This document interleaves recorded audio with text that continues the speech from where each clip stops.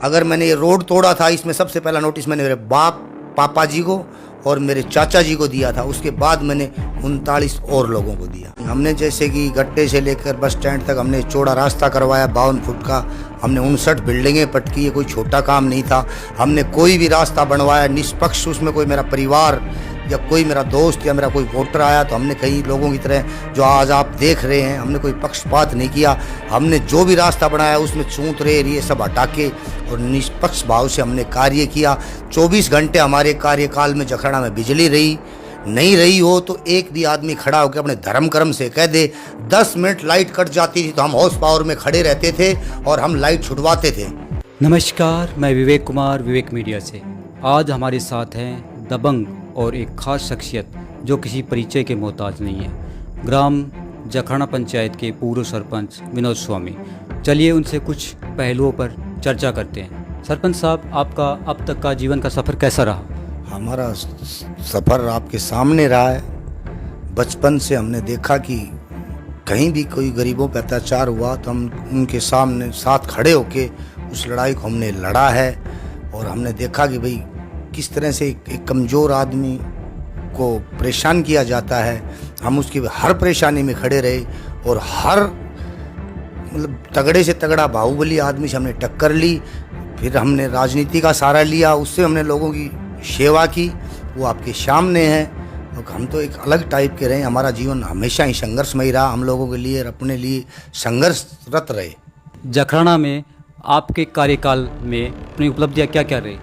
भाई हमारे सरपंची कार्यकाल में आपके सामने हमारी खुली किताब है। हमने कोई रुक छुप के तो कोई कार्य किया नहीं। हमने जैसे कि गट्टे से लेकर बस स्टैंड तक हमने चौड़ा रास्ता करवाया 52 फुट का।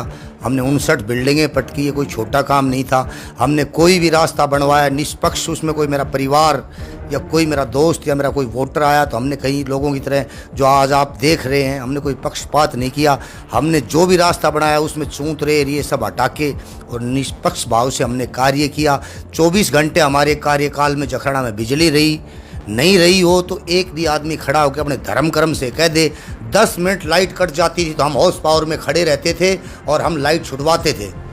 और भाई आप सबके सामने हम झूठ बोल रहे हैं तो आप हमें अभी रोक दें कि हम झूठ बोल रहे हैं। इस मामले में हमने कभी पक्षपात भाईचारा ये कभी नहीं निभाया। हमने हमेशा उस थड़ी पे बैठ के शिव की पे जो हमारी सरपंची की थी हमने न्याय किया है।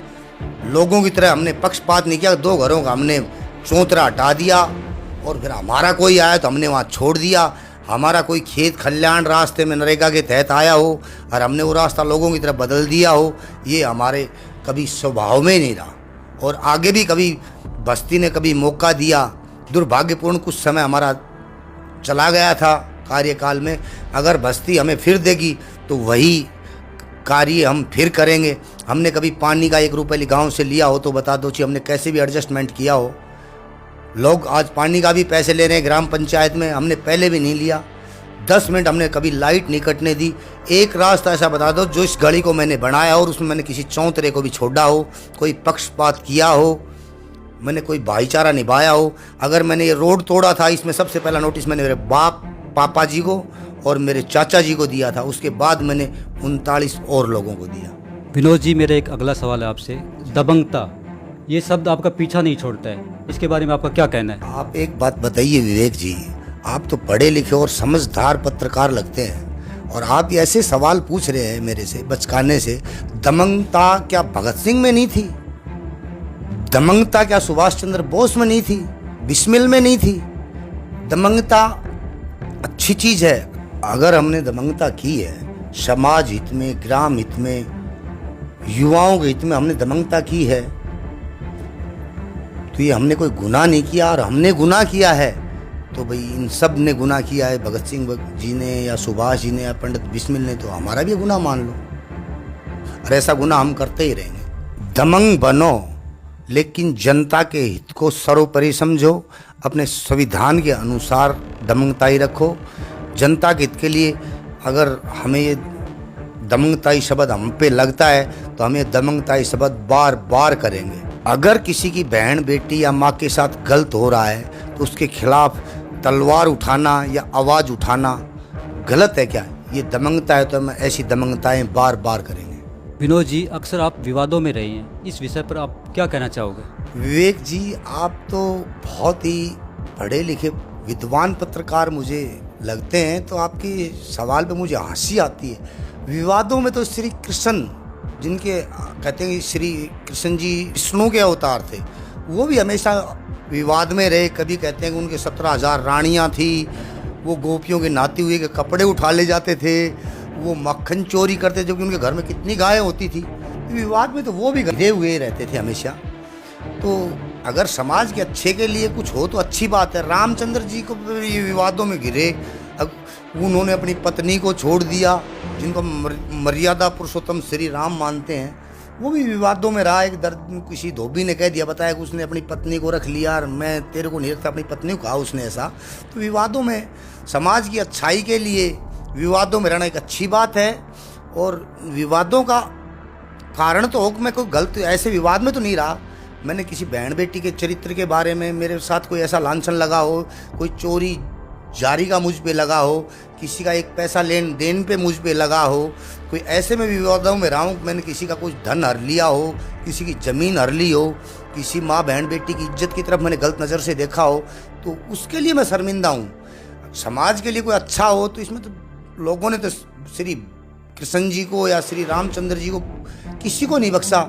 और माननीय हमारे स्वतंत्रता सेनानी सुभाष चंद्र बोस, जो हमारा गौरव है, उनके बारे में भी जवाहरलाल नेहरू जी ने इन्होंने लिख दिया था कि जिंदा और मुर्दा आएगा तो हम ब्रिटिश सरकार के हवाले कर देंगे। तो देखो, विवादों में तो वो भी हैं जो कि उन्होंने अपने देश के लिए, स्वतंत्रता के लिए अपने प्राणों की जवानी में नौछावर कर दी। हम तो उतना तो कुछ नहीं कर सकते, बाकी छोटे मोटे विवादों में तो हम रहे हैं। और मतलब ये इतना तो रहना भी चाहिए मेरे भाई। जो हमेशा ताकत का विरोध हुआ है, सुभाष चंद्र जी की भी ताकत थी, कृष्ण जी की भी ताकत थी, कुछ लोगों में मेरी भी ताकत देखी होगी।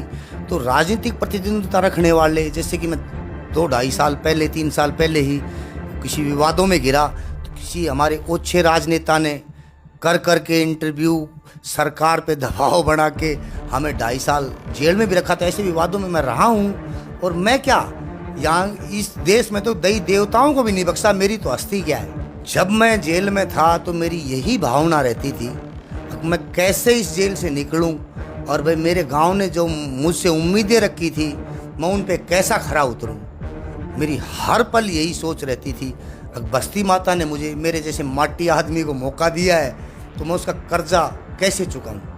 मेरी यही भावना रहती थी हमेशा जेल में भी। और हमेशा मेरी समाज और ग्राम के प्रति ऐसी भावना रहेंगी कि मैं अपने गांव का भला करूं, अपने युवाओं का भला करूं, अपने माता और बहनें और बुजुर्गों का भला करूं।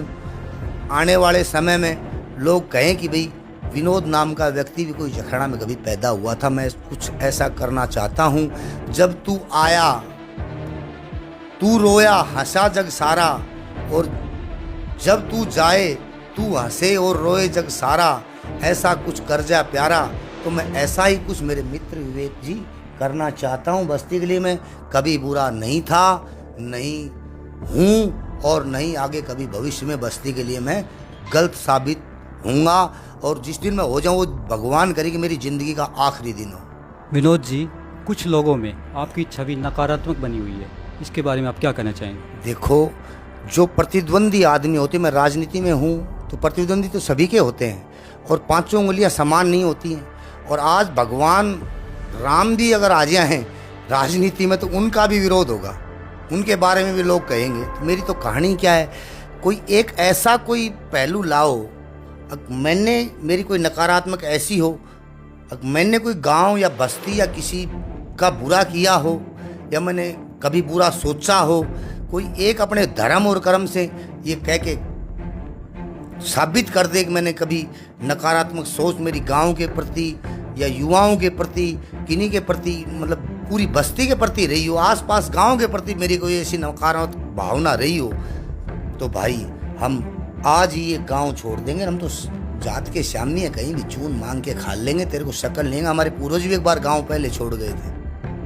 हम भी छोड़ जाएंगे मेरे मित्र विवेक जी, हम कभी नजर नहीं आएंगे अब। विनोद जी, गांव जखराना आपके लिए क्यों खास और प्यारा है? देखो, इस गांव में मैंने जन्म लिया है, मेरे पूर्वज भी इसी गांव के हैं, और इस गांव में मेरा एक घर होते हुए 22 वोट मेरी जाति के होते हुए तो इस गांव ने मुझे 559 वोटों से सरपंची में जिताया। और मेरे गांव की में तो पढ़ा लिखा गांव है, बहरोड तहसील में सबसे पढ़ा लिखा गांव, नौकरी पेशे वाला और पैसे वाला स्वाभिमान वाला गांव जखराना है। इससे कभी अलवर का राजा भी कर्जा लेके गया था। हमारे यहाँ रामू ठेकेदार हुआ है, उसकी भी राजा के बराबर कुर्सी गलती थी। ये तो समय समय की बात है। और मैं उस गांव का वासी हूँ जहाँ से कभी अलवर वाला राजा भी कर्जा लेके गया था। हमारे गांव में दो IRS, एक तो करतार सिंह जी, स्वर्गीय श्री करतार सिंह जी, एक भाई राजकुमार अशोक चौहान कस्टम विभाग में सुप्रिटेंडेंट है, एडिशनल सुप्रिटेंडेंट हैं। तो वो किन परिवारों से आए, लेकिन ये मेरे गांव की भूमि या मेरी मातृभूमि जिसमें हम पैदा हुए, तो उसी से तो पैदा हुए ये लोग। थानेदार, डिप्टी, डाप्टी, ऐसी रैंकों की तो आप गिनती ना करेंगे मेरे गांव में कितने के मास्टर जहाँ पत्थर फेंकोगे वहाँ जखड़ा में मास्टर पे गिरेगा।